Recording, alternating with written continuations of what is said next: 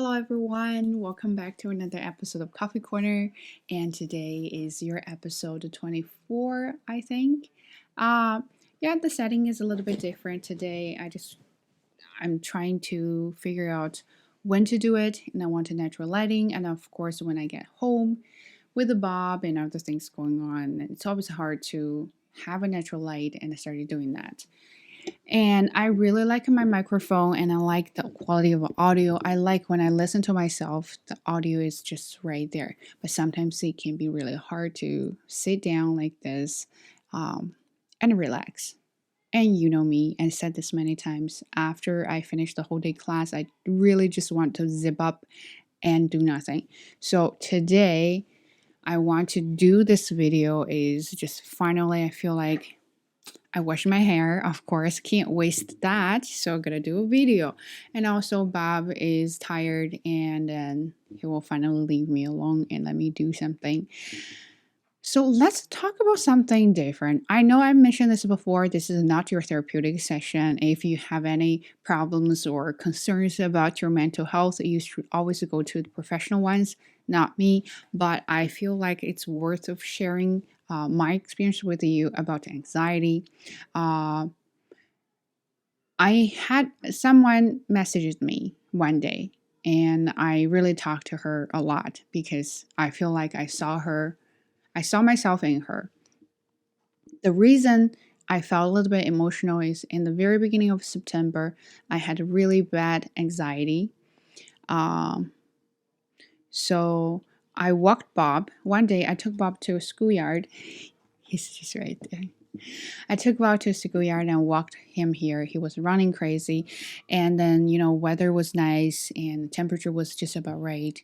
And the sky was so blue. From nowhere, all of a sudden, I started crying. I didn't even feel sad. I just felt like everything was so meaningless. Not meaningful, meaningless. I feel like I've been working so hard and I still have problems. I can't solve the problems. Sometimes I can, and then I feel like I solve the problems for good and they'll never come back. But then tomorrow, same problem will happen again and again. So I don't know how am I going to deal with that, right? There's no one time solution that you use it and everything will be fine. No such thing. So you got to keep going. But sometimes I feel tired and then I will ask myself, why am I doing this? Why do I always want to be the best person, the best employee, and the best student, and the best daughter, right? I'm gonna let somebody disappoint or let somebody down at some point, and I really didn't like the feeling. But if I don't like it, then that means I have to work really hard. But when can I just stop working hard and relax myself and enjoy my life? So I can't find that, and I can't see the light of the tunnel. The light at the end of the tunnel. Yeah, I think that's how they say. Mm. And sometimes I wish I could just switch left with the Bob if you want to have a log.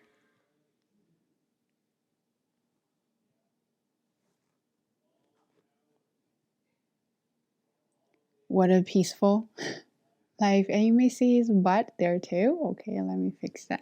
So anyway, then I found this website. It's called Mind Beacon. If you are a resident in Ontario and you have OHIP card, this program, the basic service, they're free for Ontario residents, so you can definitely go check it out.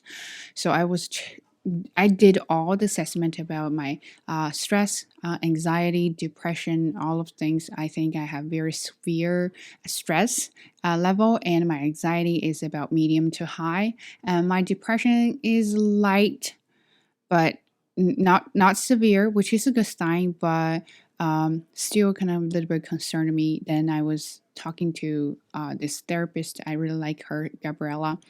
I prefer message because calling someone also makes me very stressed out and also makes me anxious. So I don't want to add that to my shoulder.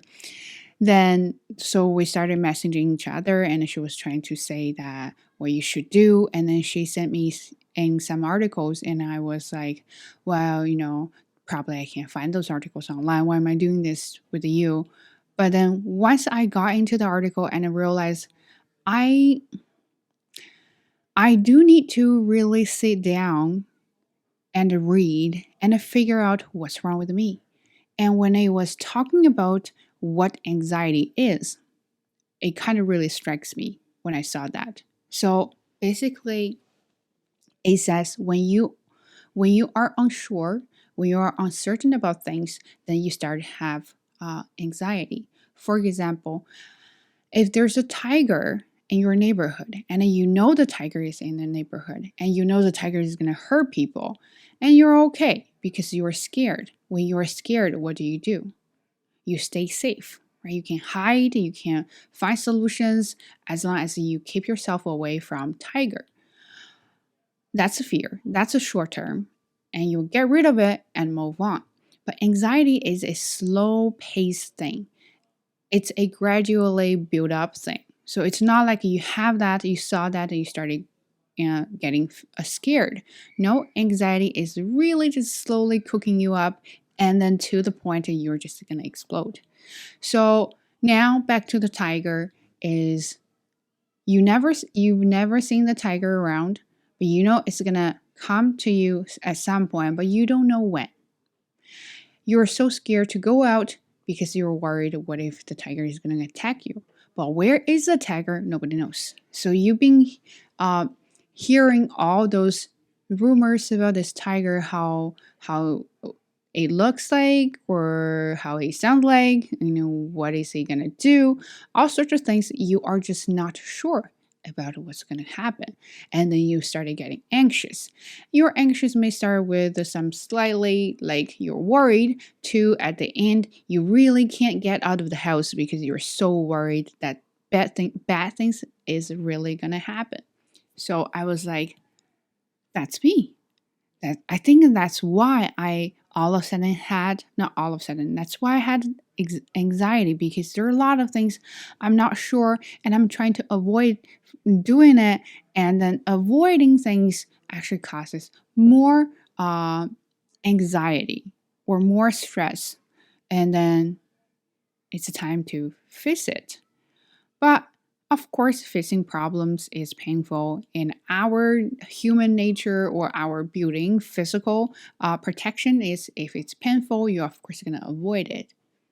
That's the default. It's not your fault. It's not my fault. It's how our body developed. So that really strikes me, and then went on and I came across to see this article from Harvard Business Review. I think, let me double check. I have the note. This article is our brains were not built for this much uncertainty. I like that. I like the title says for this much because I think most of the time we're okay with some uncertainty, but when it's too much, then we start freak out. That's when anxiety happens. And there are some quotes I find really interesting, and I actually made a note of it, and I'm going to share that with you. Some of it I feel like, yes, that's me, and that's how we work. So the first quote is, the brain evolved to be remarkably good at recognizing patterns and building habits, turning very complex sets of behaviors into something we can do on autopilot. So autopilot is something, if you drive the car and then will guide you to your destination, and then you don't have to worry about that. By the time you get home, you probably don't even remember how you get home. That happens to me. But that's how our brain works. We are building habits, we're building patterns and approaches so that will make our life much easier. And when you work on the same projects or similar projects next time, you won't have to worry about what to do because you've already learned how to do it. However, our life is not like that, right? So they change. And sometimes you're going to do this way, even with the same problem, same project, same issue. And there might be other factors that you have to take consider into. And then that's when things become uncertain. And that's when people sometimes become scared or concerned, or you're going to start freak out. So Here is another quote, really explain what I just said. It's when things become less predictable and therefore less controllable, we experience a strong state of threat. You may already know that threat leads to fight, freeze, or flight responses in the brain. You may not know that it also leads to decreases in motivation, focus, agility, cooperative behaviors, self control, sense of purpose and meaning, and overall well being. So here you go. When you can't predict what's going to happen, how do you feel?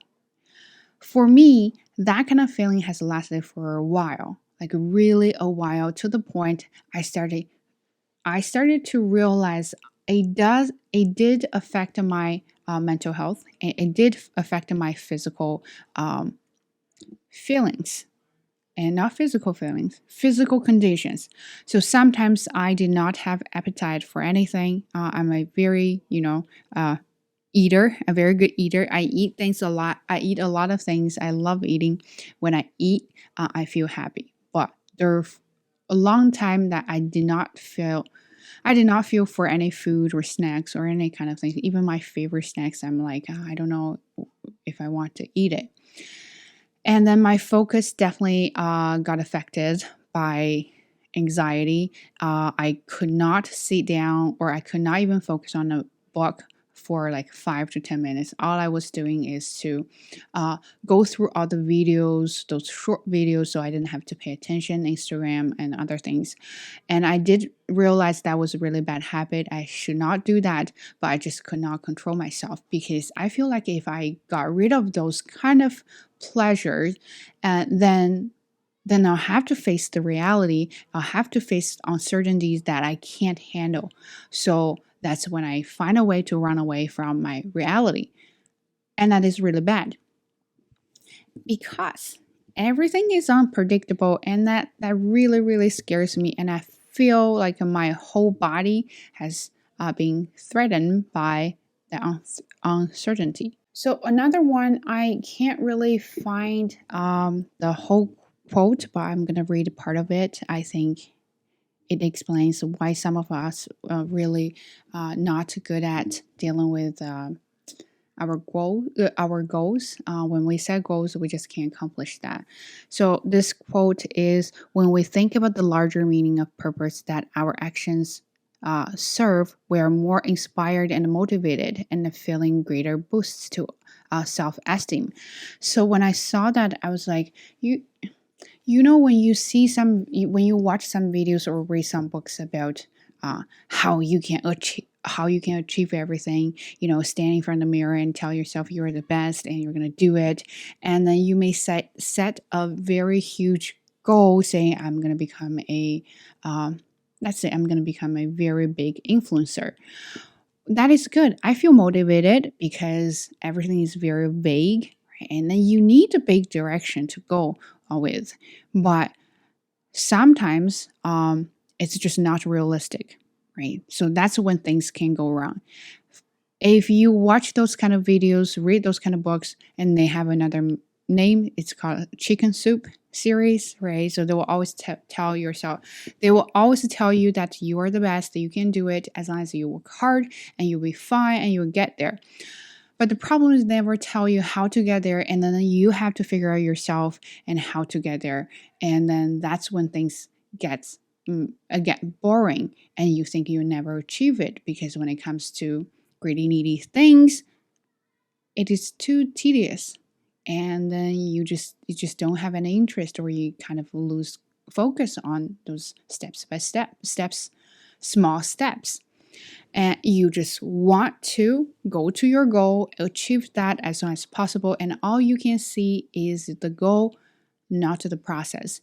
And when it comes down to the process, you feel like you can't do it, it's too much, it's a lot of steps, and then you start to freak out, and that's when anxiety happens, and then you'll be like, no, I'm not going to do it, I can't do it.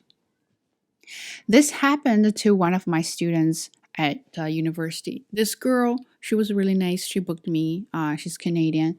She came to me with a lot of questions, and of course, her writing was not good.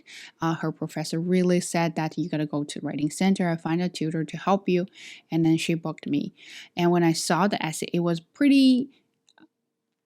Mm, yeah. So I said, well, you have a lot of problems on here, and then let's just go through one by one.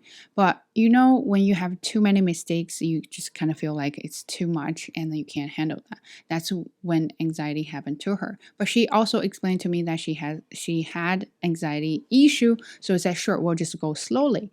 So when I talked about your introduction, your body paragraphs, your grammar, your sentence structure, and even your content is not right on track, and then she just freaked out right in front of me, saying, I can't do this. I just can't, and started crying. I understand. This happened when I was doing my master, when I was doing my thesis, and then I sent my thesis to my supervisor, and every day I was living in fear.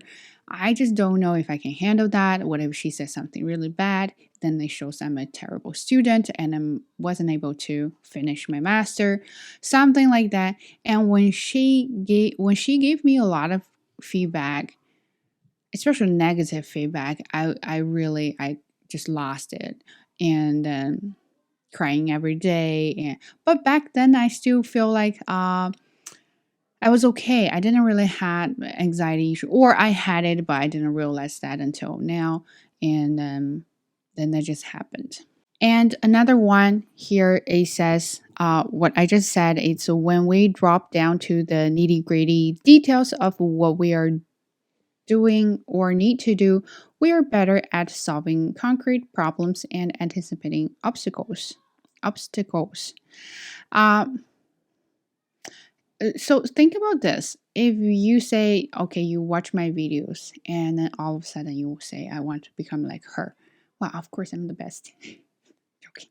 I want to speak English as her. So what are you gonna do to make that happen, right? And when you kind of come down to the plans about how you get there, and then you realize that, oh, there's too many steps, and then you just can't get there, and you kind of give up. And when you give up, you feel bad because you kind of feel like you're a loser. And then what? Then you start to feel anxious because everyone can do it. Why can't I?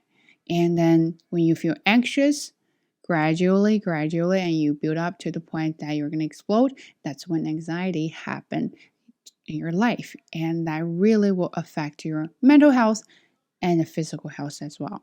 Here are a few quotes I really like. It says, working through so much change and dealing with unexpected setbacks means we need to be constantly and honestly communicating with one another to co-create the right new norms and habits.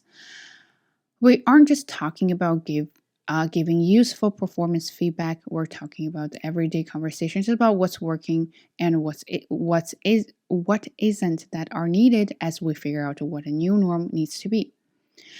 So first, a quote when we're saying that. So it says, I really like those words. It's, we need to be constantly and honestly communicating. So not the communicating part, it's the constantly. We constantly deal with the problems. How are we going to do that? And then something new going to happen, and then there is a second quote telling us what to do, is to communicate. I'm not sure. Okay, let's try not to be absolute.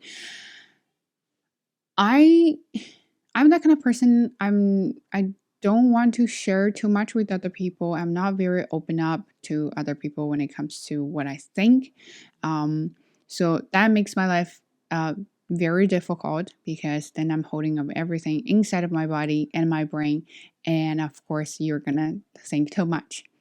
But that's when reflection comes handy, right? So that's what we do. Let's say today you have a problem, you can't figure that out, and you are really anxious about it. You're so worried. What you need to do is to write down, and what is the problem? Why can't you figure it out? Can you think of any ideas, steps, solutions, approaches to help you get through that? If you can't, can you just put it there for a while and then come back and then think if you can find the solutions?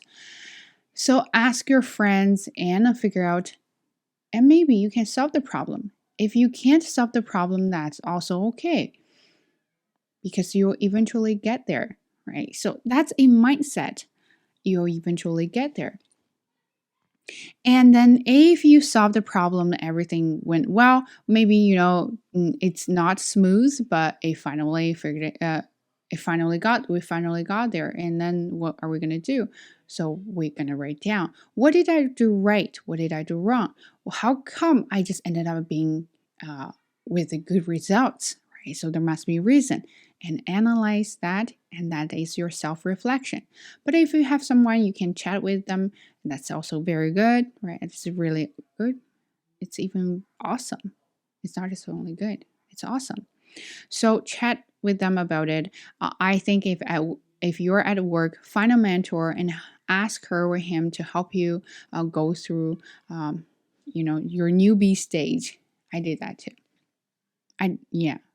Now, but in the very beginning, I wish I did that, but never too late. So those are kind of things. And also not only finding solutions to help yourself, but also think about what you can do is very useful. So I have another quote here it says, believe that everything is going to work out just fine while accepting that getting there might not be easy. So that is very important. So think about all the difficulty you had in your life and all the problems you had in your life. By the time it goes by, it will become like, yeah, it happened, it's not a big deal now. But at that moment, it was such a big deal. But when that's happening, you're going to have this kind of thought that it's going to be fine. The time will cure everything, but it just takes time. It goes slowly, and it might not be easy. My English was so bad before I came to Canada, but it took me years of practicing, and then I finally got here. But back then, I didn't realize I could get this far. So what did I do? I think I'll work hard, do my best, and then I'll finally get there, right? So accepting that getting there might not be easy will give you a totally different perspective.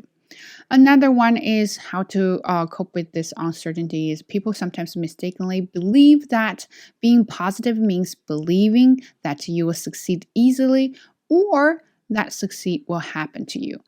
This unrealistic optimism constantly predicts a failure. When you think things will come easily, you are rarely prepared for when they don't. Great quotes. So people say, yeah, you got to be positive, you're going to solve the problem, everything will be fine. So for you, your default might be, for me, my default might be, so it may not take much effort and I will eventually get there. It's easy. But then I realized it's actually not easy. It takes a lot of effort. It takes a lot of steps. Then I kind of like, oh, I didn't prepare for that. Then I want to give up. But if I give up, then everything just went nothing. So why did I do it? Then you started getting panicked and you started getting anxious. So setting realistic goals now at this moment is very important. Think about yourself, really, really customize your plans and goals and what is achievable, what is not. Another quote here, it says, believe you will get there and acknowledge to yourself and everyone else that uncertainty involves having to experiment to get things right.